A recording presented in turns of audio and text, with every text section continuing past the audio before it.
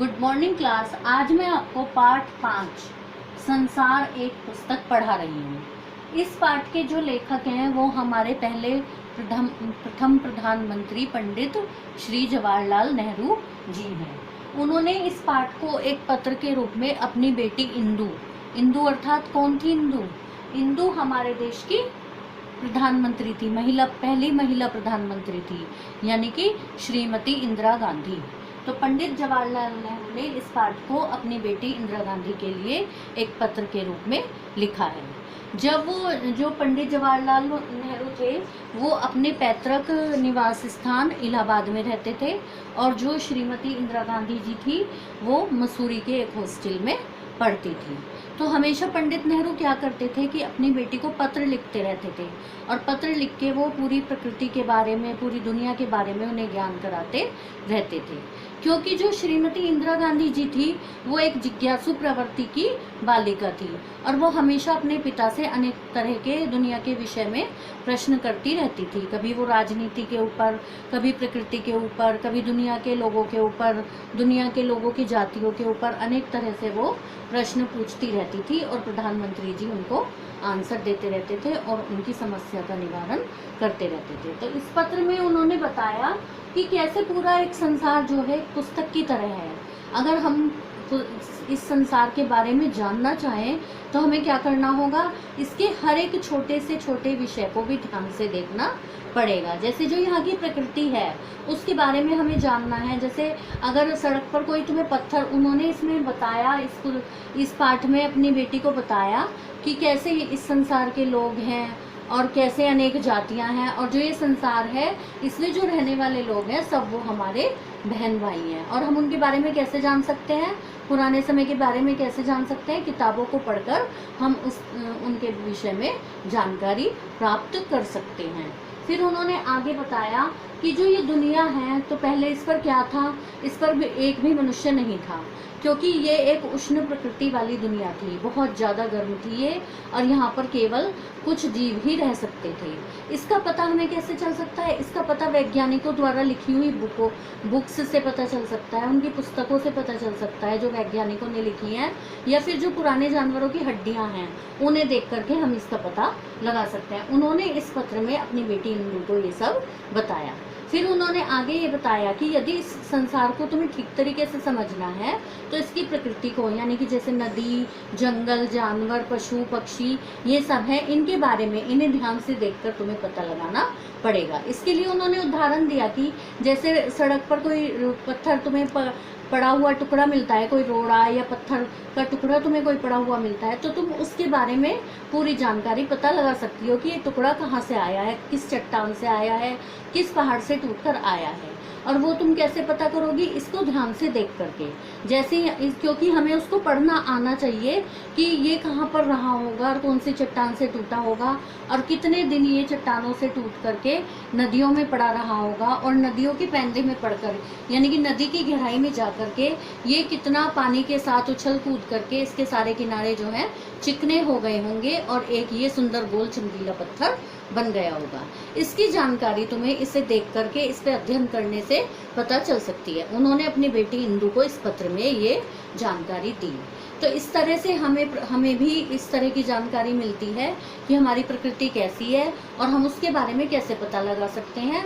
और सबसे बड़ी जानकारी का जो माध्यम है हमारी किताबें हैं। अगर हमें संसार के बारे में जानना है तो बिल्कुल एक पुस्तक की तरह ये संसार है जिसे हम इसकी हर एक विषय में, हर एक जो इसका हिस्सा है, चाहे वो नदियाँ हों, जंगल हो, पहाड़ हो, यहाँ के मनुष्य हों, उन्हें हम ध्यान से देख करके उनके विषय में ज़्यादा से ज़्यादा जानकारियाँ अर्जित करके पता लगा सकते हैं। तो इस तरह से जो ये संसार है पूरा, ये एक किताब की तरह है जो हम पढ़ करके इसकी जानकारी को प्राप्त कर सकते हैं। इस पाठ में पंडित जवाहरलाल नेहरू ने अपनी बेटी को यही सब बताया है। देखिए आपको क्या करना है, ये लेसन आपको समझ में आ गया है? अगर ये नहीं आया है समझ तो आप इस वीडियो को बार बार खोल के और ध्यान से इसको पहले पाठ को पढ़िए और फिर इस बात को, जो मैंने लेसन का सार बताया है, इसको ध्यान से सुनिए। उसके बाद आपको अपनी कॉपी में क्या करना है, इस तरह से पाठ डाल के, पाठ का नाम डाल के फिर यहाँ पर कठिन शब्द लिखने हैं।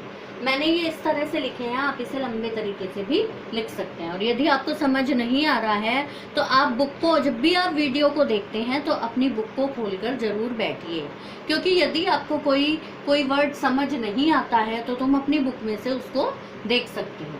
पहला शब्द है हड्डियां, दूसरा शब्द है मनुष्य, तीसरा शब्द है चट्टान, चौथा शब्द है हिंदुस्तान, पांचवा शब्द है इंग्लैंड, छठा शब्द है चमकीला, सातवां शब्द है अक्षर, आठवां शब्द है जुबान, नौवां शब्द है प्रकृति और 10वां शब्द है पेंदा। अब देखो, मैं आपको फिर से एक बार बताना चाहती हूँ कि यदि आपको कोई बात नहीं समझ में आती है, कोई अक्षर नहीं समझ में आता है, कोई शब्द नहीं समझ में आता है, तो प्लीज़ प्लीज़ प्लीज़ आप अपनी बुक को खोल के बैठिए और तब इस वीडियो को देखिए, तो आपको अच्छे तरीके से ये समझ आ जाएगा। और हो सके तो पहले अपने पाठ की रीडिंग को जरूर कर लीजिए, ठीक है। अब मैं इसके बाद आपको शब्दार्थ लिखाती हूँ। अब देखिए, ये आपको शब्दार्थ करने हैं। सबसे पहला शब्द है आबाद है। आबाद है मीन्स रहते हैं। देखो, ये शब्द उर्दू और फारसी के शब्द हैं। ये हमारी, मैंने आपको शब्द वाले चैप्टर में समझाया था ना हिंदी लैंग्वेज के, कि हमारी भाषा में कुछ विदेशी शब्द हैं। तो ये आबाद शब्द जो है ये दूसरी भाषा का है। जुबान, जुबान मीन्स भाषा, ये भी दूसरी भाषा का शब्द है। तीसरा शब्द है पैंदा। पैंदा मीन्स तल, यानी कि जो नीचे की सरफेस होती है, नीचे तली, बॉटम। चौथा शब्द है वजह। वजह मीन्स कारण। पांचवा शब्द है जर्रा।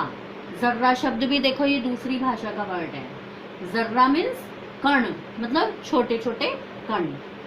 नंबर 6 घरौंदे। घरौंदे मीन्स भालू से बने छोटे छोटे घर।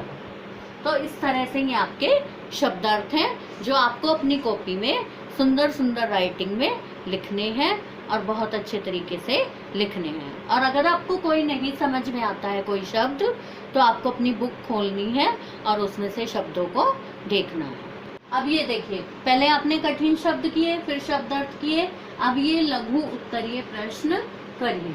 पहला प्रश्न है, पंडित नेहरू पत्र के माध्यम से बेटी इंदिरा को इतिहास की प्रमुख बातें क्यों बताना चाहते थे?